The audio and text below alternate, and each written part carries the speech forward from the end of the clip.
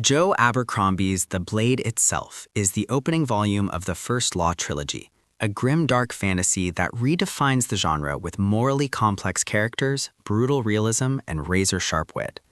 It introduces readers to a world where politics, war, and ambition collide, and where heroes are anything but noble.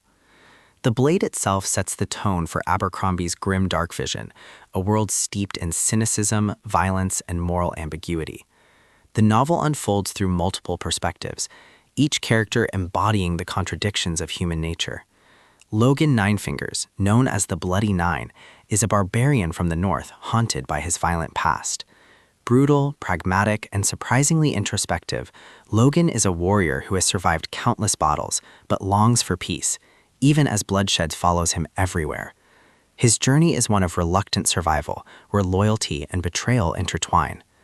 Opposite him is Inquisitor Glokta, a former soldier turned torturer after being crippled in war.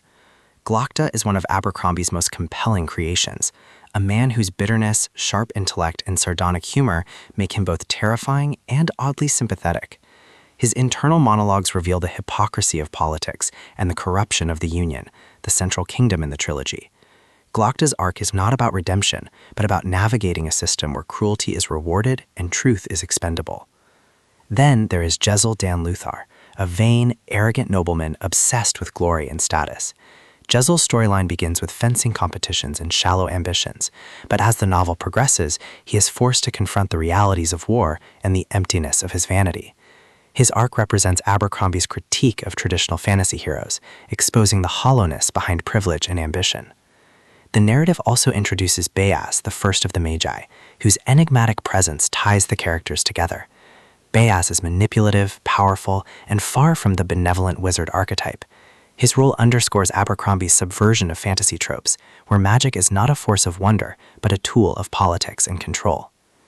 Abercrombie's prose is darkly witty, brutal, and unflinchingly honest. He strips away the romanticism of fantasy, replacing it with gritty realism and biting satire. Battles are chaotic and bloody, politics are corrupt, and characters are deeply flawed. Yet the novel is not devoid of humor. Glokta's sardonic commentary and the banter between characters provide sharp relief amidst the darkness. Thematically, The Blade itself explores power, corruption, survival, and the futility of idealism. Abercrombie rejects the notion of clear heroes and villains, instead presenting characters who are morally gray, driven by self-interest, fear, or ambition. The novel asks whether nobility, honor, or redemption are possible in a world built on violence and deceit. The climax builds as the characters' paths begin to converge, setting the stage for the larger conflicts of the trilogy. While The Blade itself is more about establishing characters and tone than resolving grand plots, its resolution leaves readers eager for the next installment before they are hanged. Reception of The Blade itself has been overwhelmingly positive among fans of grimdark fantasy. Critics praise Abercrombie's character depth, sharp dialogue, and subversion of genre conventions. It has been compared to the works of George R.R. Martin, though Abercrombie's voice is distinct, more sardonic, more brutal, and more focused on the absurdities of human ambition. Ultimately, The Blade itself is not just a fantasy novel, it is a deconstruction of the genre, a story that revels in moral complexity and refuses to offer easy answers. Joe Abercrombie delivers a masterpiece of grimdark storytelling, confirming his reputation as one of the most influential voices in modern fantasy.